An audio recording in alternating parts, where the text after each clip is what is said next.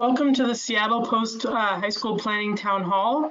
Thank you so much for joining us. We're excited to have you all here. Before we get started, we're going to have Chris Rillo from Seattle Public Schools.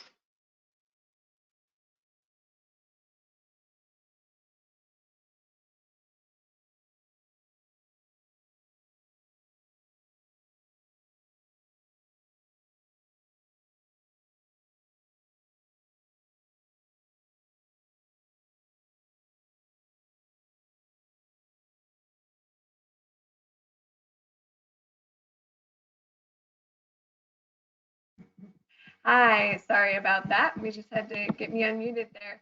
Thank you so much for joining us today on behalf of Seattle Public Schools. We're excited to have you participate in this webinar. We look forward to supporting you with all your post-high school planning needs.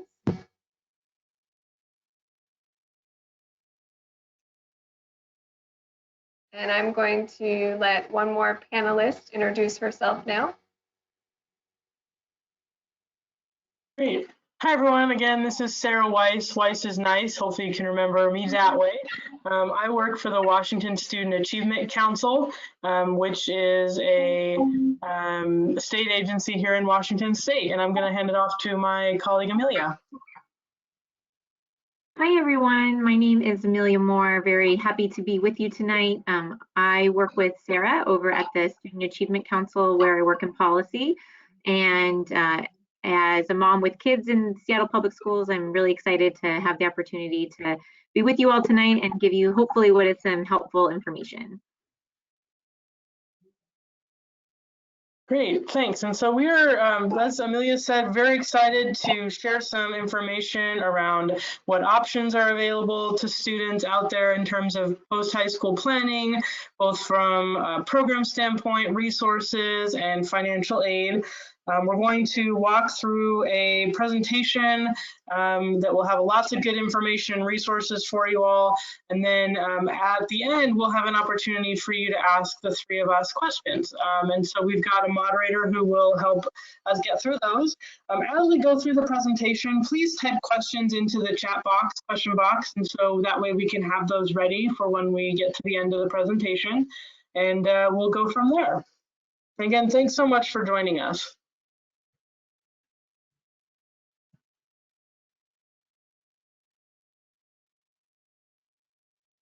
And so the first thing that I wanted to share is that there's still time, help, resources, programs available for you to make your plan for your life after high school. I really hope, and I think all of us hope that that students and you all are not letting the COVID-19 situation derail your planning or stop you from making plans. There are definitely options out there, and we're here to talk about them and resources to help you get to where you want to be after you graduate high school. So that's the first message. We want to make sure you know that there's help out there, there are options, and we're going to talk about them today. The first thing I want to share is a resource about how to explore your options, and this is called the College and Career Compass, and this is a relatively new tool. It's really exciting. If you go to compass.wa.gov, you can use it. It's free, no ads. Essentially, it'll allow you to search by career if you're interested in that, help you find your path, find what opportunities are out there, what schools, what programs, and then importantly, how to help you finance those programs and how to help you figure out what schools will have the program that you're interested in going into, and then how to help you finance them. What are the steps that you need to go to help pay for those programs and get where you need to go? So definitely check it out. As I said, it's free, relatively new, compass.wa.gov for the College and Career Compass. Krista. And for those of you that are Seattle Public Schools students and parents, you have access to our Naviance online college and career planning tool. You can access the students through our student portal the same way you access a lot of your other online tools.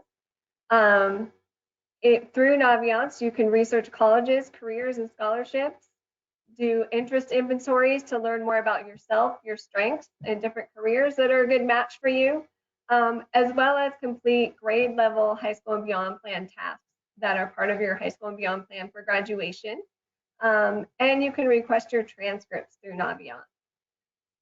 Parents can also get Naviance accounts. If you do not already have one, you can email naviance@seattleschools.org to request an account. Or if you have one and you just need support getting access to the tool, please feel free to email us, students as well. This is a newer tool. We just launched this last year. So I know students are still learning how to access it and utilize all the features in there. So I just wanted to remind everyone that this tool is available. It's a great resource to support you during this transition.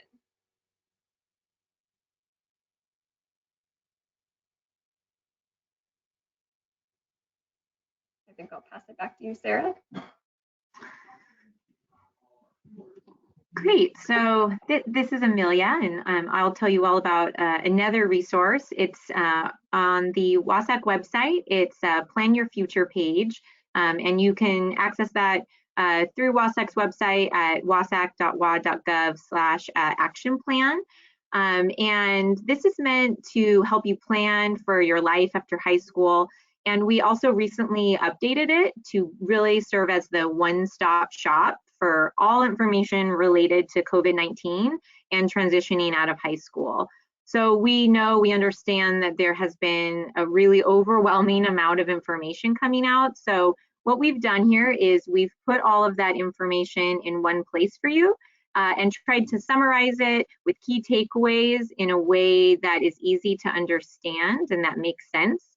So you can really find everything you need on this one page to help you plan for that next step. So for those of you who maybe already applied to a college, there's information about which colleges have extended enrollment and deposit deadlines for the fall. There's also links to things like the FAQ that our public colleges and universities put together. So colleges like UW, Eastern, Central, Western, they put together an FAQ to address some of those common questions that are coming up around registration, financial aid, transfer, and admissions in the COVID era. And for those of you who aren't sure what you want to do in the fall yet, just really want to reiterate what Sarah said.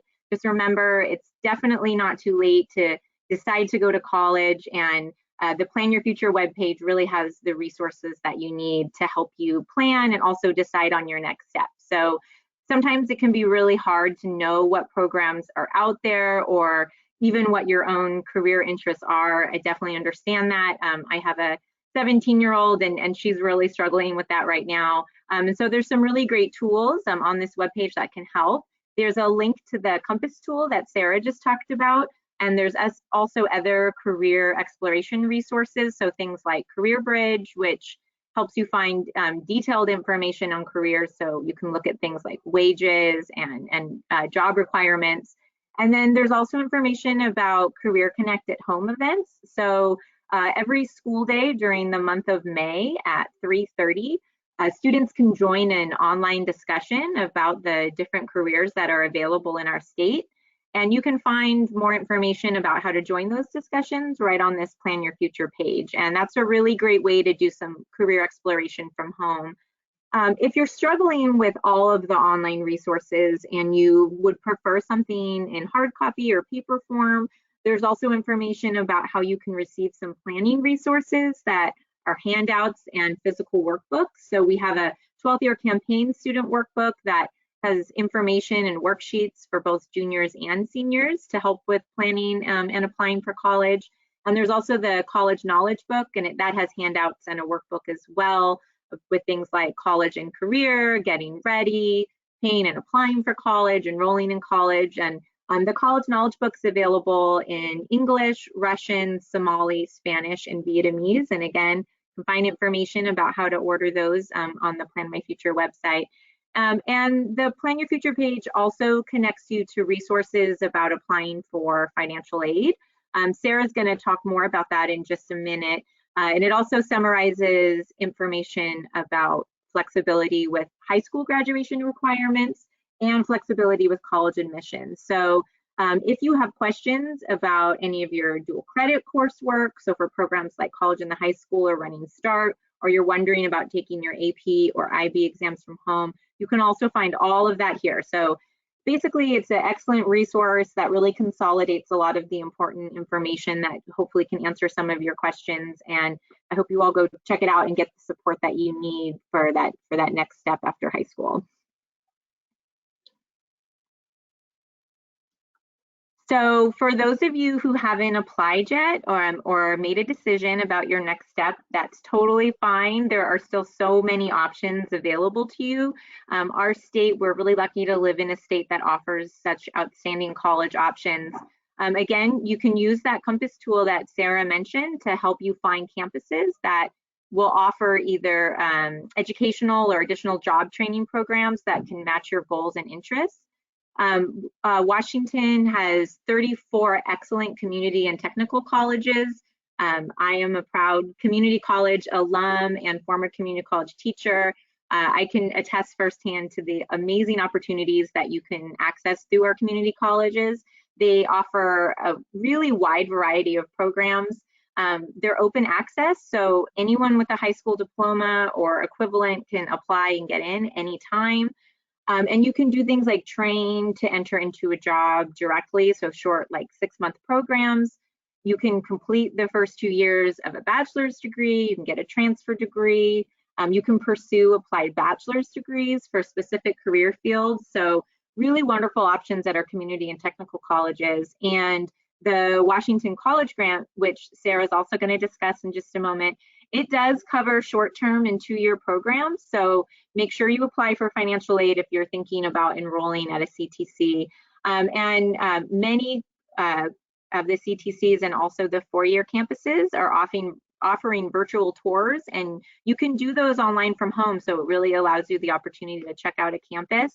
And information about those virtual tours is linked on the Plan Your Future website.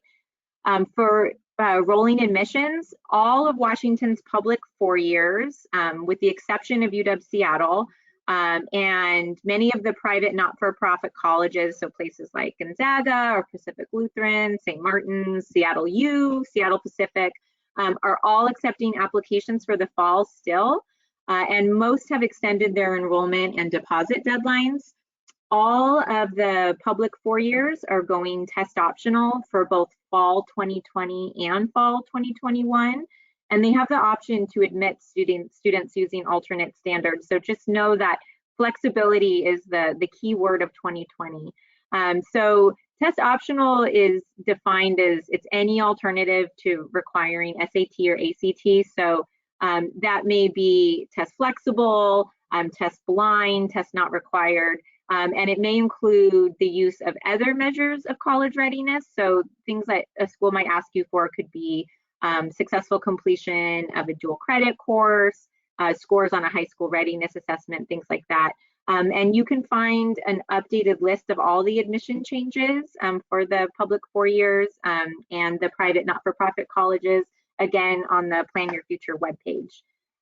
So financial aid review, again, this is something that Sarah's going to cover in detail, but just know that if someone in your family has lost a job or is working less, that colleges may be able to provide more financial aid.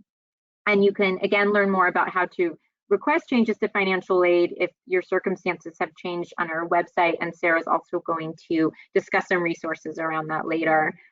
For extended deposit deadlines, again, most colleges have extended those deadlines until June 1st. You can find the full list of the colleges that have done so on the Plan Your Future website. If you need more than just an extension, you should talk to your counselor and get information about filing a waiver. The National Association for College Admission Counseling just released a new enrollment deposit waiver form.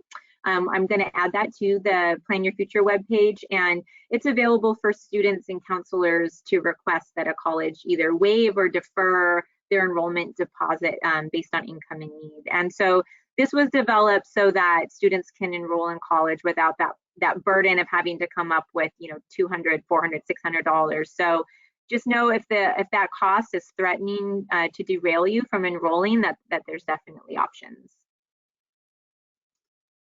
And so I think I'll turn it back over to you now, Sarah.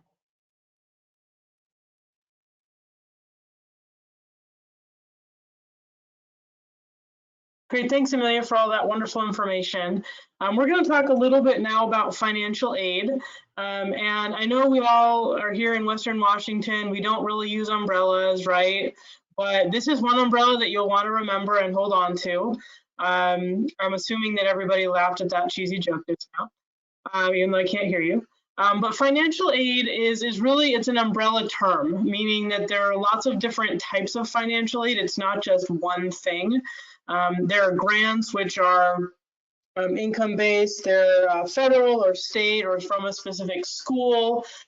Grants do not need to be paid back, assuming that you complete your courses complete your courses with appropriate grades and things like that. We're going to talk specifically about one grant, the Washington College Grant, here shortly. There are scholarships is another type of financial aid. Those can also be income-based.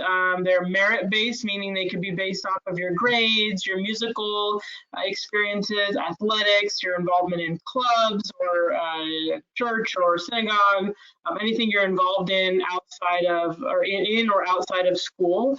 Those can be from public or private organizations, nonprofit organizations as well. So scholarships and then colleges are a big source of scholarships too. Another type of financial aid are loans. Those can come both from the federal government and from private sources, such as banks. Some of them, again, are going to be income-based as well. And then there's also work study. The work study program, they're actually in Washington, we're fortunate enough to have a state work study program in addition to the federal program. And this allows students to work while they're going to school and earn money that they can then use towards expenses as well. And so that comes as a salary as you're working. So the biggest takeaway as we talk about financial aid here going forward, and as you think about what will make up how you pay for whatever program you want to do after you graduate high school, is that financial aid is an umbrella. It's not just one thing. It's multiple types of programs that kind of fit into that term.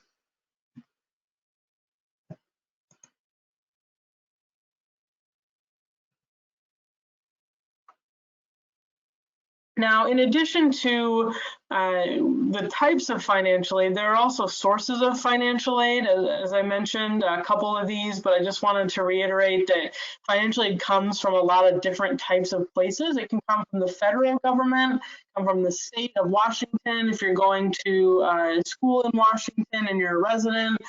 College itself or the program is a really big source of financial aid as well. It's usually offered to, again, will be offered to students who go to that college, scholarships or grant programs. And then organizations, private organizations, nonprofits, businesses, churches, lots of different organizations that will offer scholarships or funding to help students go to school as well. If you're looking for scholarships and aren't sure how to find them, a resource I would mention is the washboard.org. That's a financial aid, a scholarship search engine that can help you connect with scholarships around the state of Washington as well, from multiple sources too. And so in addition to having many types of financial aid, it also comes from a lot of different places. I don't say all this to be confusing, but I say it to really just highlight that there are so many options out there when you're thinking about how to get help to pay for going to school.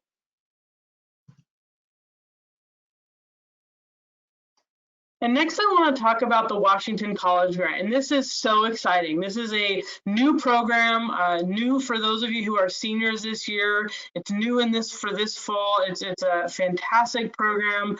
It's more money for more students for more types of programs to go to school. And so if you're interested in, you can see on the slide, if you're interested in any kind of program, if you're interested in going to be a welder or nursing, a teacher, maybe you're interested in English, computer science, business, if you're interested in an apprenticeship program or a 4-year or 2-year college degree, Amelia mentioned certificates as well. Any of those programs are covered by Washington College Grant that can help pay for those programs.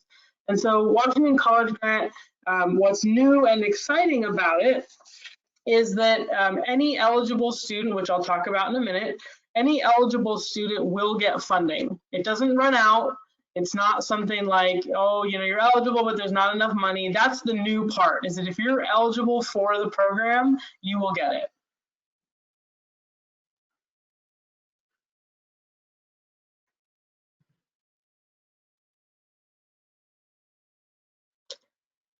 Now, how do you know what makes you eligible? And so there's it's an income-based grant program, as I mentioned before when we're talking about the umbrella.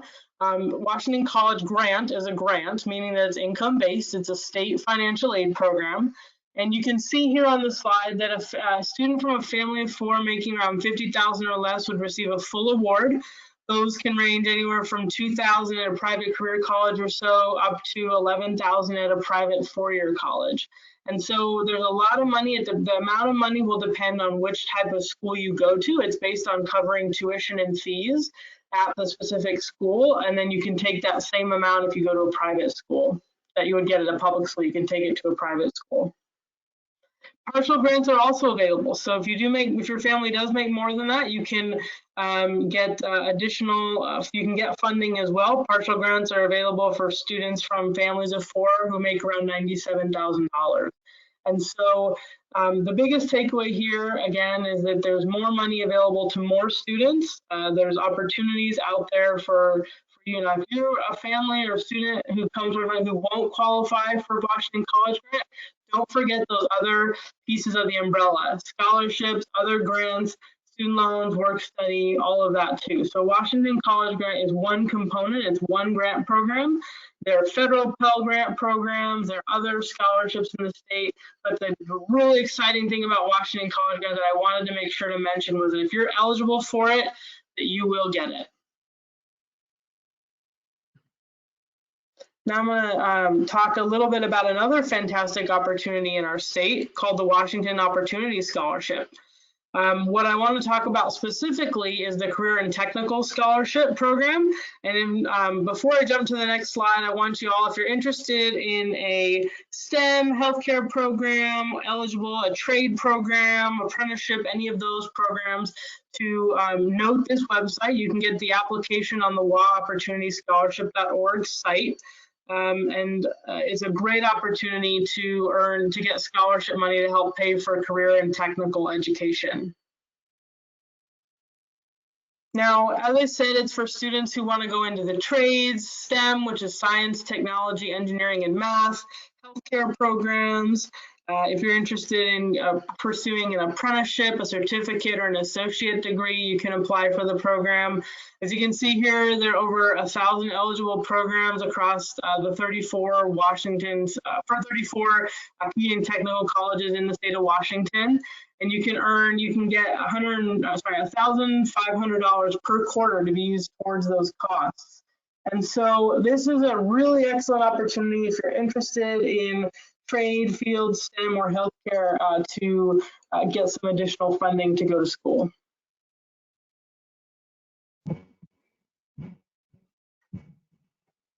Now I'm going to turn it over to Kristen.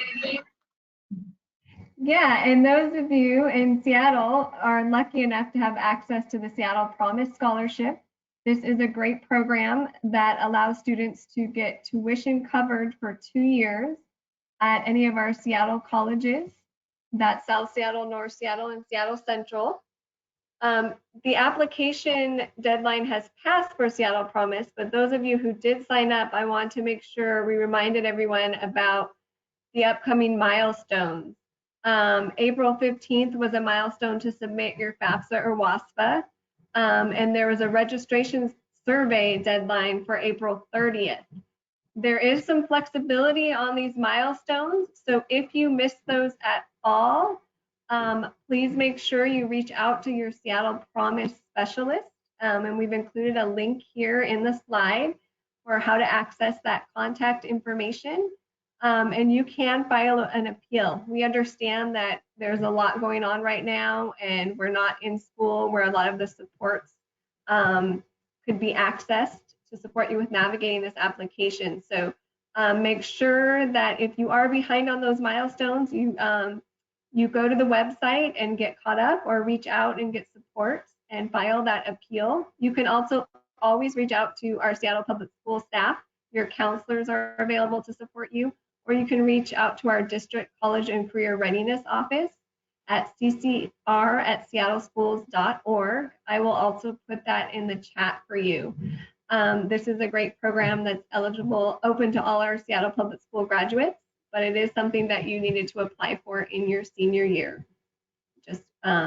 Make sure you stay on top of those deadlines and reach out if you need support.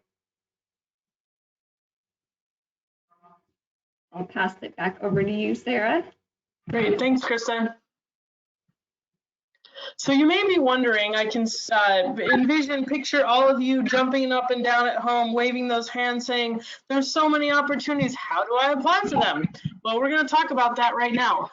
You have to apply for financial aid to access all of those financial aid programs that we've been talking about, both the federal, the state programs, scholarships, Washington College Grants, Seattle Promise, Washington Opportunity Scholarship.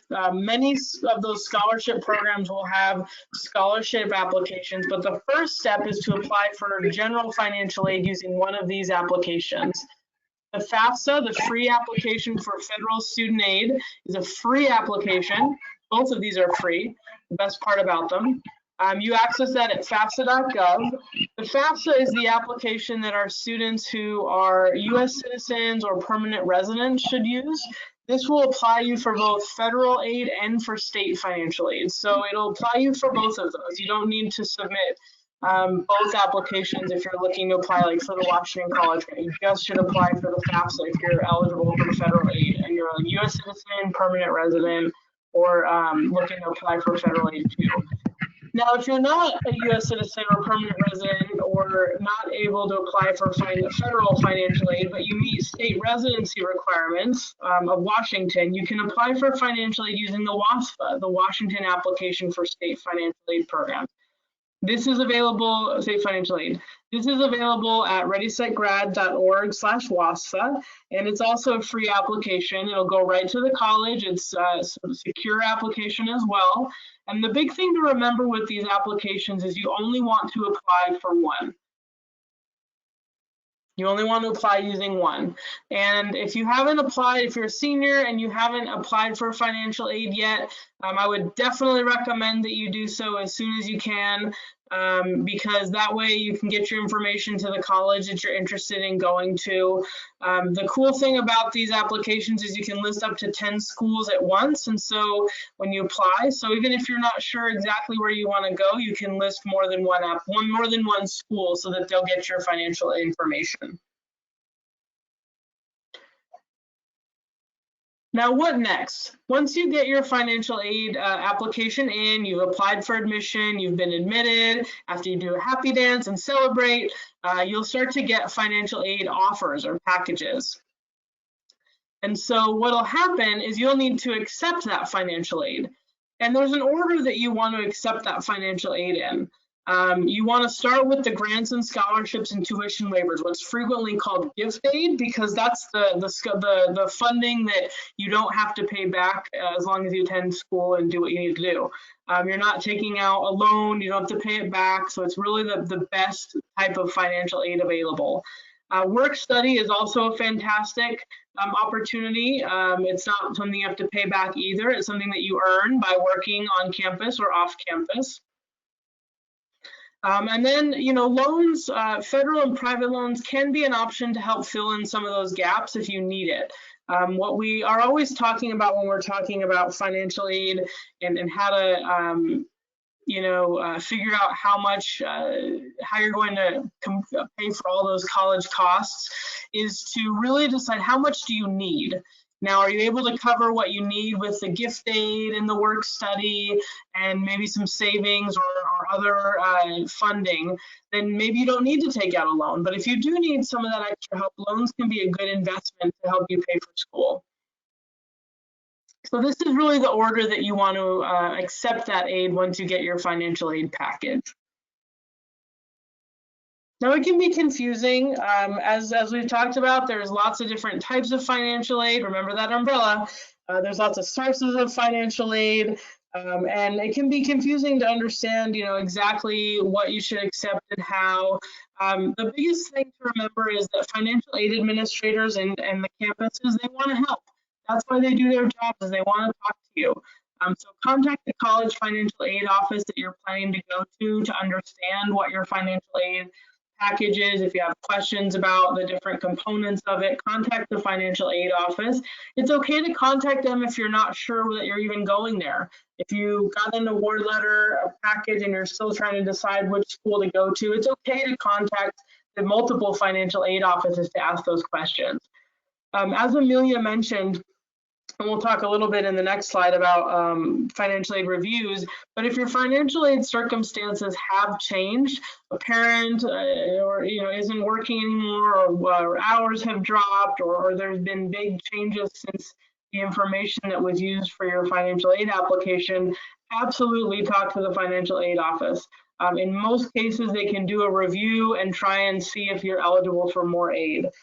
Most campuses also have payment plans that can be set up so you don't have to pay balances on bills all at once. You can pay them monthly. So talking to the financial aid office about those opportunities is definitely what you want to do once you get that financial aid package. Now, a tool I wanted to share with you all is that they can help with that financial aid review process is called Swift Student. It's a new tool. It's free. It's online. It can help you draft that financial aid appeal. It has templates and can really help you figure out how to ask for that appeal, what information a college might need. So definitely check it out. You can see the website at the bottom of the slide. It's a great resource in helping you figure out how to ask for that financial aid review if your family's circumstances have changed.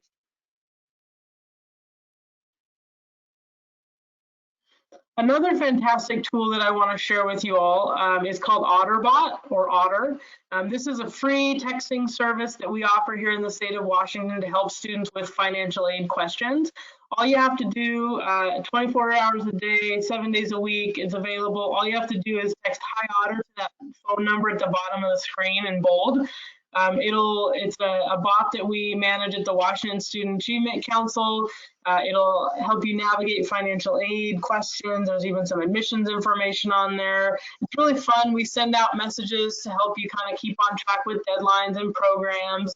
And then you can also text in, as I said, 24/7, any questions that you have around financial aid.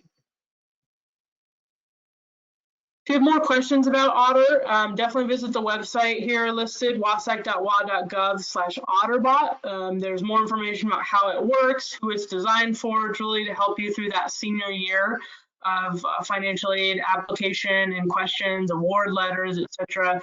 But if you have more questions and you're wanting to find out more information about Otter, definitely check out the website.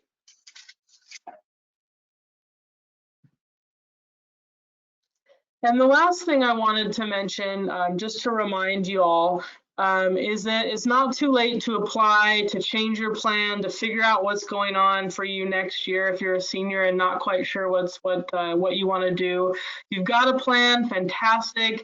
This Plan Your Future website, as Amelia talked about before, is a great resource in helping you find all of those questions at one-stop shop, whether you're a junior or a senior, whatever place you are in planning out your future. This is a fantastic resource. So definitely check it out. Visit the guides on it, contact the colleges on it if you have questions about their specific campus.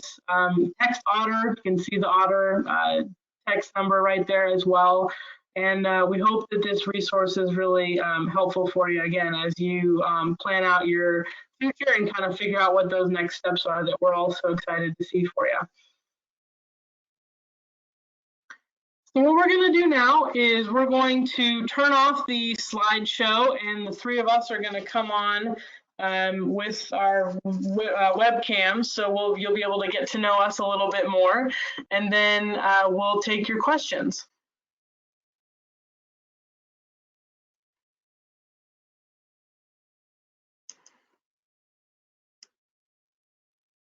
Great. So Christina, who's our moderator, what questions do we have? So our first question is from a junior in high school, and they'll be attending college in the fall of 2021. Congratulations. And They want to know when they should apply for financial aid and scholarships. Yeah, I'll take that. That is a fantastic question. First of all, thank you as a junior for joining the webinar. That's so exciting to hear that you're already thinking about your next steps. Those financial aid applications that I mentioned, the FAFSA and the WASFA, those both open October 1st every year. And so you'll want to start applying for financial aid by October 1st of your senior year. Now, some scholarships may actually be open already for students to apply for. Most of them are going to want you to be a senior to start applying for them, but there are some that you can apply for as a junior.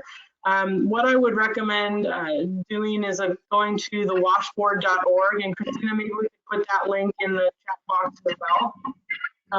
But going to the washboard.org, doing some scholarship searches and seeing if there are any that you can start working on over the summer. But definitely starting October 1st is when you'll want to apply for the FAFSA or the WASFA. Thank you. The next question is from a student who is not sure if they're going to attend in the fall. They're thinking about taking a gap year, but a year seems like too long. Can a student take a gap semester? So I'll jump in here.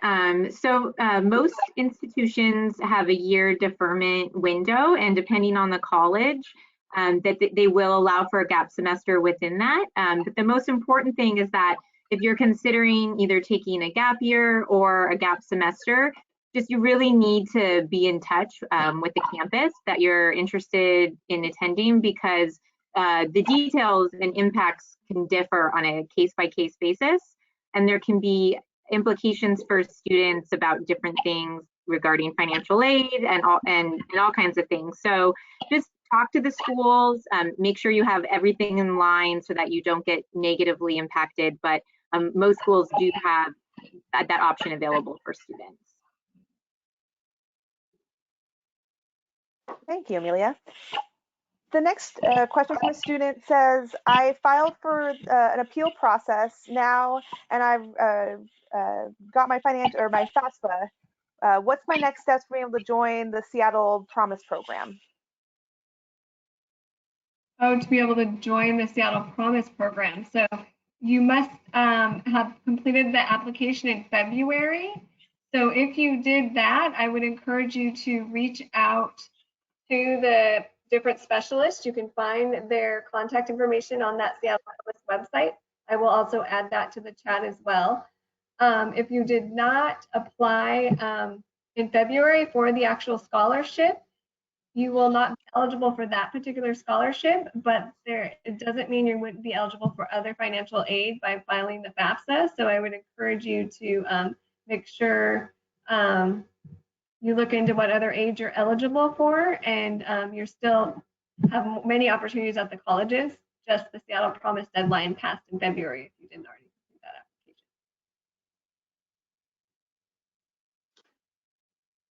Thank you. We have one more question from a student who has decided they're not going to live on campus. They're still going to be going to college, and they wanted to know if they can still participate in all the clubs and activities even though they're a commuter student. Yeah, so once you're a college student and you are enrolled at that college, you get all the benefits, rights, privileges of being enrolled at that college. So there's still many opportunities for you to be involved in campus life, and those will be open to you whether or not you decide to live on campus or at home. And we've got another question here that just came in. My question is, I applied to UW Seattle as a first-year student, and I didn't get accepted, so I applied and still got denied, but did get accepted to UW Bothell. That's awesome. But I really wanted to go to the UW Seattle campus. It's my top choice school, and I've joined programs at UW Seattle such as YEOC, the Foster School of Business, UW Nurse Camp. I'm wondering, since I'm running START, should I stay at Seattle Central or go to UW Bothell and then transfer to UW Seattle?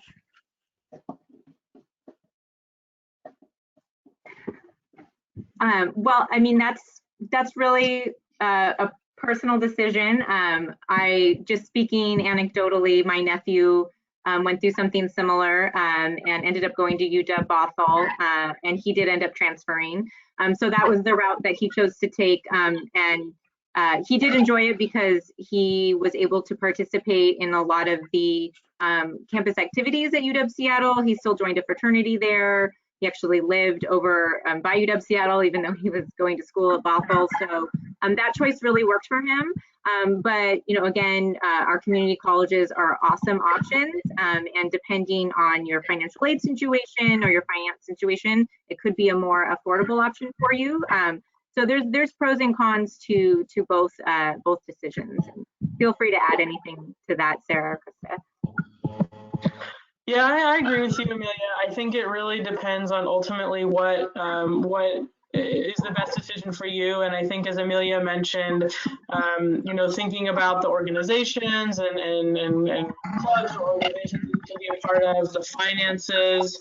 I also think, you know, thinking about where you might be more comfortable that first year, what's closer, if you're wanting to be closer to home, what's closer to home, if you're wanting to maybe be a little further from home, what's a little further from home, if you're wanting, you know, the different experiences. And so I think kind of trying to prioritize what's most important to you and what's going to impact your decision, you know, the most. Finances could be a part of that. You know, ultimately a transfer option could be part of that, clubs, organizations, closeness to home. So really I would encourage you who asked that question, or anyone who's kind of trying to decide where to go and what program is really best, is to kind of prioritize what's the most important to you as you think about your next steps.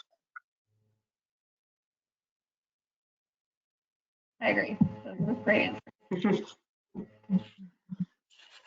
Thank you. And then I have another question from a student that asked, I will be working on my financial aid, but I might have questions over the summer. Where can I go when school is out for help with financial aid? That's a fantastic question. There's a few resources I would recommend.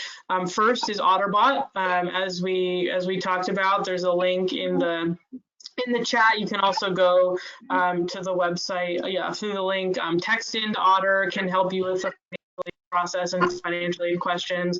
Another resource is financial aid offices, and reaching out to them. They have people who can help you through the financial aid application. You don't have to be an admitted student to talk to a financial aid officer.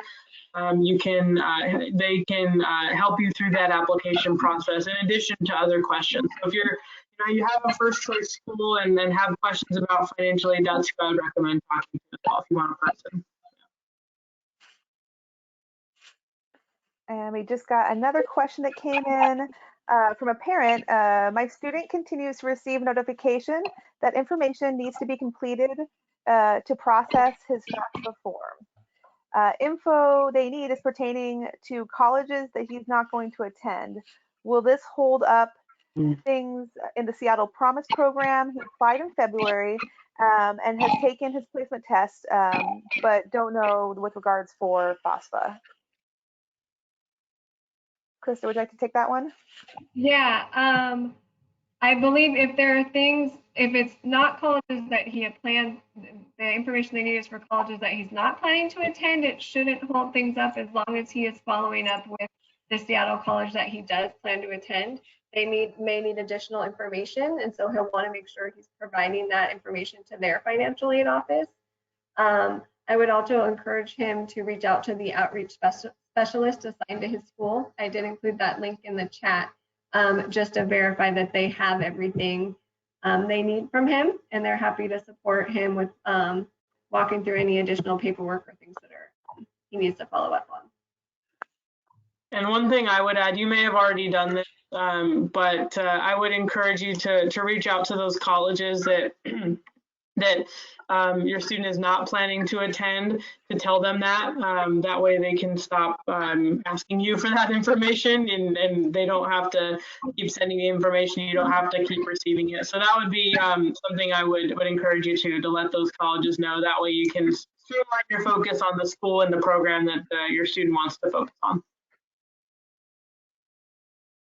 And the parent says thank you for the response. You're welcome, Krista. That is the last of the questions I have. I'm going to give people a couple more minutes to type any other questions out that they might have. And while we're doing that, I would just like to say again, thank you so much for joining us today. We are so excited to hear all those questions. Those are some really good questions as you all kind of think about what your next steps are, and hope that this information was helpful to you. And we will post the recording of this presentation. Chris will get it to you, Krista, so that folks can have it, so you can ask those questions. And again, thanks for attending and all the great questions, and best of luck to everybody. Yeah, and I want to remind those of you who are on today to share this information with your friends. I know not everyone is on here today or may not have access to the same resources and information. So you can be a great resource to your friends that are still trying to figure out what they have to do, and know that Seattle Public Schools is here to support you. Please do reach out to your counselors or to our district office, and we are happy to help you work through things.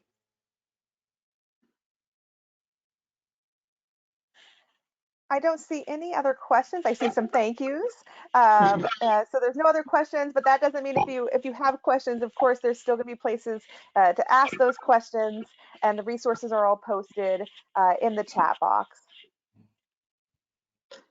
Great. Well, thank you so much, everybody, for joining today, for the great questions. Again, check out all those resources we talked about. Hopefully they're helpful to y'all. And again, best of luck to everybody out there. Thank you so much. Thank you, everyone.